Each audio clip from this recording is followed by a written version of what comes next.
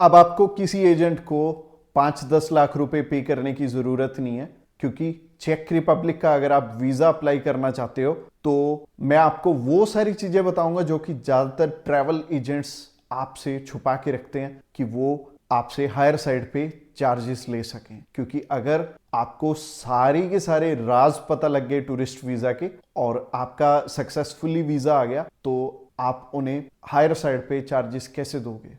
तो अगर इस चैनल पे नए आए हो तो इस चैनल को सब्सक्राइब कर लो। मैं आपके टूरिस्ट वीजा में बहुत सारे पैसे सेव करूंगा, और पैसे तो कोई बड़ी बात नहीं होती। मेरे को लगता है कि टाइम आपका जो खराब होने वाला होगा, मैं कोशिश करूंगा कि आपका टाइम खराब ना हो, आपको बिल्कुल एक्यूरेट इंफॉर्मेशन मिल जाए जब भी आपने टूरिस्ट वीजा अप्लाई करना है। तो सबसे पहले हम बात करते हैं रिक्वायर्ड डॉक्यूमेंट्स की। रिक्वायर्ड डॉक्यूमेंट्स ध्यान से समझने जरूरी हैं। सबसे पहला जो डॉक्यूमेंट है वो है पासपोर्ट, और पासपोर्ट की एटलीस्ट वैलिडिटी आपकी 6 मंथ की होनी चाहिए, और 2 आपको पासपोर्ट साइज फोटोग्राफ चाहिए होंगी 35x45 की। अगर मैरिड है तो मैरिज सर्टिफिकेट चाहिए होगा, और अगर बच्चे हैं आपके तो आपको बर्थ सर्टिफिकेट की भी जरूरत पड़ेगी। अब बात करते हैं उस रहस्य की जो कि कोई भी ट्रैवल एजेंट नहीं चाहता कि आपको पता लगे, और वो हैं 3 डॉक्यूमेंट्स: बैंक बैलेंस, ऑक्यूपेशन और आईटीआर। और ये तीनों के 3 डॉक्यूमेंट्स आपस में अलाइन होने चाहिए, तभी आपको वीजा अप्लाई करना चाहिए। ज्यादातर लोगों के पास ये तीनों के 3 डॉक्यूमेंट्स होते हैं और उन्हें ये नहीं पता होता कि मेरे ये तीनों डॉक्यूमेंट्स अलाइंड हैं या नहीं है।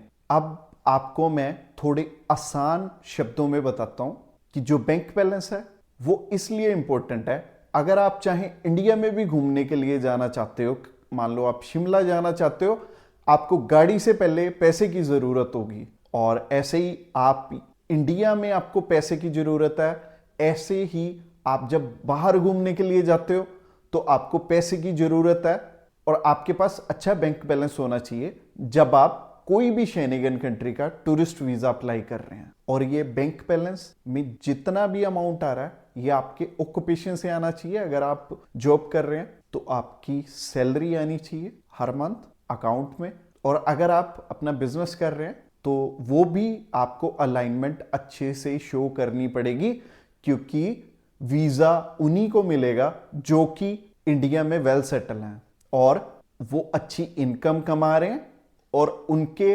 अकाउंट में हर महीने पैसे जाते हैं। और आपके बैंक बैलेंस के अकॉर्डिंग जितनी आपकी सैलरी आ रही है उसी हिसाब से हमें आईटीआर भी फिल करनी पड़ेगी।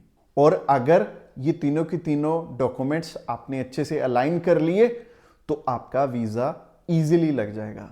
बट कई बार क्या होता है कि हमसे छोटी सी मिस्टेक हो जाती है, हमारे पास बहुत सारे केसेस आते हैं और ज्यादातर जो डीपली बात है वो आपको कोई भी नहीं बताता, और इसीलिए हर 10 में से 8 लोगों को यह नहीं पता कि एग्जैक्टली मेरे को अपनी फाइल कैसे प्रेजेंट करनी है एम्बेसी में। और अगर आप ये चाहते हो कि हम आपके डॉक्यूमेंट्स को वेल अलाइंड कर दें तो आप अभी हमें कॉल कर सकते हैं। और इसके अलावा visa application form, covering letter, itinerary, air ticket booking, hotel booking और ट्रैवल इंश्योरेंस की भी जरूरत पड़ेगी। और ये जो 6 डॉक्यूमेंट्स हैं इनमें अगर आपकी हेल्प करने वाला कोई नहीं है, आप हमारी भी हेल्प ले सकते हैं। बिल्कुल हमारी नॉमिनल कॉस्टिंग ही रहेगी, और हमारा प्राइस जानना चाहते हो तो आप अभी हमें कॉल कर सकते हो। इसके अलावा आपको डिस्क्रिप्शन बॉक्स में लिंक मिल जाएगा व्हाट्सएप का, आप उस लिंक पे क्लिक करके आप डायरेक्टली हमें मैसेज सेंड कर पाएंगे।